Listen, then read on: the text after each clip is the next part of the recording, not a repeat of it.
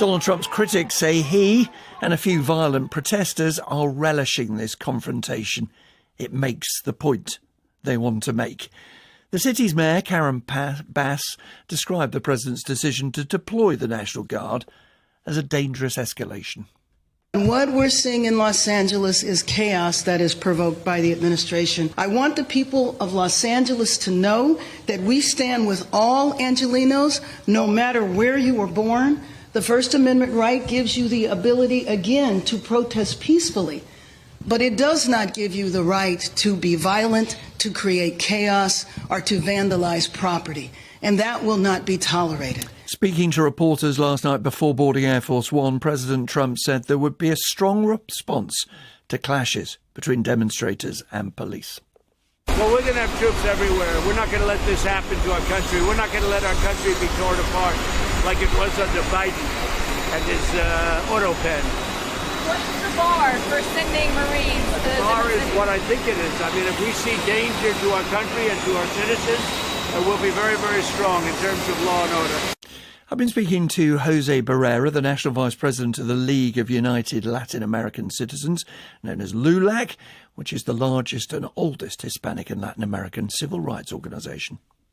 There's a lot of unrest, but also there's a lot of unity where we're seeing the members of the community standing up, going out peacefully protesting and looking to defend the immigrants here in the United States. When you talk of defending immigrants, the White House is able to say, isn't it, look, this is what the United States voted for, a crackdown on illegal, on undocumented immigrants. Right. There's a narrative that's coming out of the White House. But what's truly happening here is an illegal search and seizures of immigrants who have not caused any crime outside of being in the United States. And let me make sure that that's clear. It is not considered to be a crime to be undocumented in the United States. It's considered to be a civic violation, no different than a speeding ticket or a traffic ticket. And when you talk of illegal searches, you mean large groups of enforcement officers turning up at workplaces, searching en masse for people without their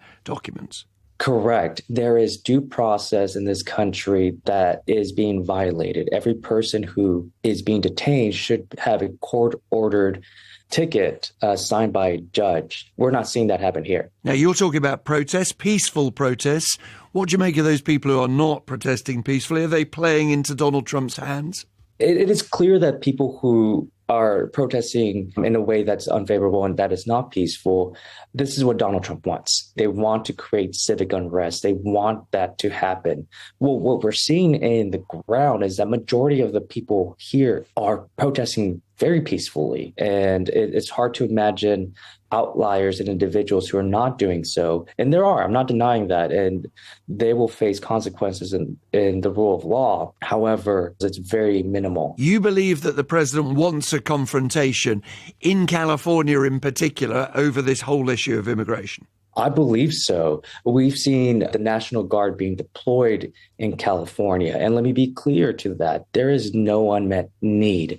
There are nearly 17,000 police and personnel in Los Angeles County, including the sheriffs and Los Angeles Police Department, who could make sure that the safety is being kept. Deploying the National Guard and deploying the military, all that only increases tensions. And to that, we call it a power grab, where they're trying to increase confrontation. The Los Angeles Police Department has been met with pepper sprays and tear gas. And so they are also casualties of the military being put out in the ground. That is dangerous, and it sets a dangerous precedent. There's no need for that. Seeing images of heavily armed Marines, members of the National Guard, confronting protesters on the streets, it is easy to imagine that Los Angeles is ablaze. Give us a perspective of someone who lives in that community of what the city is really like today. Well, the city is just like any other city. There's only a few neighborhoods where the confrontation are happening. We call that as a block or two. Aside from that, it's business as usual.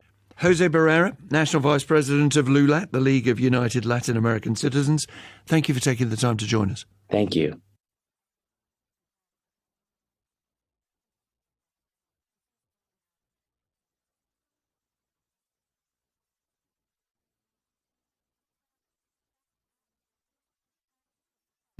City and state leaders in Los Angeles have accused President Trump of deliberately provoking chaos after a third day of protests descended into violence.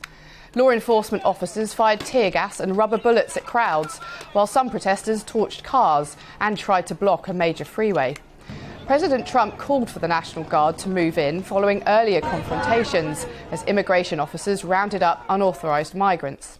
There's 22 Democratic state governors who've now issued a statement describing President Trump's actions as an alarming abuse of power. The governor of California, Gavin Newsom, said he believed the president was trying to stoke chaos. Our reporter Carl Nasman has also been monitoring events for us in Los Angeles, and he spoke to Sally Bundock a little earlier and gave her this update. It's still a very fluid situation here. Several police cars and helicopters above us are really trying to tackle some of these pockets of unrest that spread out across this area of downtown Los Angeles tonight. We've seen just in the past a few minutes or so several fires being set. There was a car driving through a crowd. It's just felt slightly out of control, if not very out of control at times. And this is all really spiraling from what we saw earlier today. Right here, this is Highway 101. This is going through the center of Los Angeles, and you can see here still a long line of police cars. These are California Highway Patrol vehicles. They are still parked there guarding the entrance to the highway here, and you can still see, obviously, that part of the freeway is still shut down to traffic. It's been like that for hours. They are struggling to get this back open. And even hours ago, there were still clashes between some of these patrol officers and demonstrators who were standing above these overpasses that go over the freeway in this section. We saw some very intense clashes. In fact, fires breaking out down below on top of and around some of these police vehicles. Eventually, it seemed police were able to gain the upper hand and move these demonstrators away from this area. That, though, spread some of the troublemakers and people that are out late into this night, really intent on continuing these demonstrations out into the further reaches of the city. But, you know, this is a scene right now where we've seen several dozen people arrested and the authorities right now trying to gain the upper hand. And, of course, these are all scenes that we know President Trump will be following and will be watching. And this is something that he says he wants law and order on the streets. Officials here say they have it under control. But right now, the scenes that we're seeing play out certainly don't necessarily say that Los Angeles right now is a city that is necessarily calm. And, of course, President Trump made the very controversial step of sending in the National Guard on Sunday. Just describe how that has changed things and impacted the mood among demonstrators and protesters.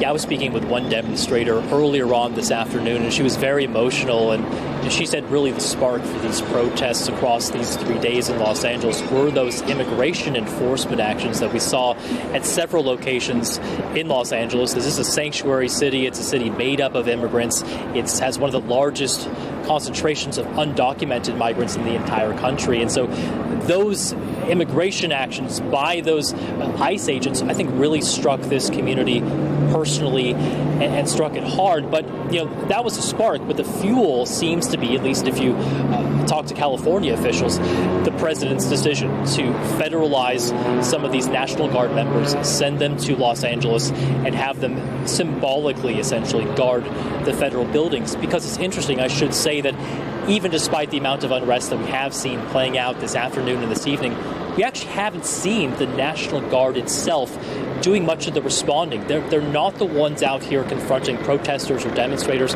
They haven't been the ones really here to try to get things under control. They've mostly just been guarding the entrance to the Federal Detention Center, which is just across the highway here. So although it was a very symbolic move, it seems to be something that definitely inflamed tensions here, but it doesn't seem like they're actually playing that role of peacemaker like President Trump might have hoped. Well, it's definitely inflamed tensions between Gavin Newsom and the president. That's California's governor, of course, Gavin Newsom, who is urging President Trump to revoke the troop deployment. But it would seem the White House is not willing to do that at this moment, saying they are rightfully stepping in to restore law and order. So a real stalemate there. Even as we see the tension and the clashes playing out in the streets, we also have this war of words, don't we, between state officials like Gavin Newsom, the local mayor here, Karen Bass, and then the President of the United States. We heard from Gavin Newsom today saying he actually is considering suing the Trump administration tomorrow over that move of deploying California National Guard here into Los Angeles. That's a move that the governor says is his call to make, not the president's. So I think we could see some legal battles that will play out here. This is all kind of unprecedented territory. These are things we have not seen in many decades in the United States. Correspondent Peter Bowes is monitoring events for us there. Peter, what is the latest?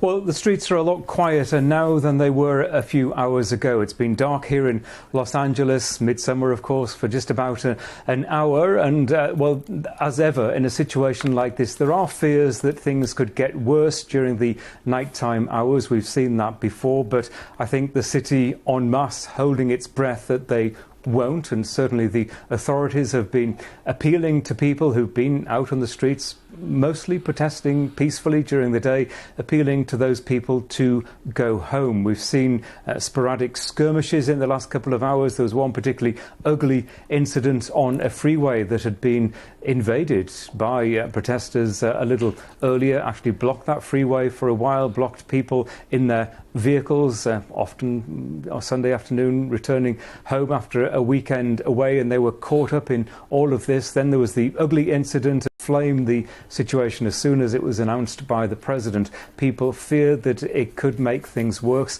and who knows, we'll probably really never know as to whether the crowds were much bigger on the streets on Sunday because of the National Guard, and if that hadn't happened, whether things might have petered out somewhat, or there might have been less violence on the streets. There wasn't a huge amount of violence, but I think it certainly got people more angry than they had otherwise been. And of course the big question is, and it isn't really clear, is how long the National Guard will stay here and how long these immigration raids will continue into the future.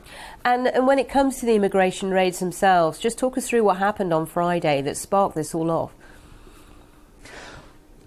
Yes, these were raids, and we've seen it around the country during the first few months of this Trump presidency. Los Angeles has been relatively quiet in that respect until Friday, when there were immigration raids on businesses, one particularly well-known DIY store with people rounded up, suspected, alleged to be in this country illegally and detained, and to this hour still detained, and that's what is causing a lot of concern amongst families. They may have loved ones or friends who've been caught up in this, with an uncertain future in terms of how the law is going to progress from now, whether they can try to defend themselves and argue their case for being here, or whether they are going to be expelled quickly.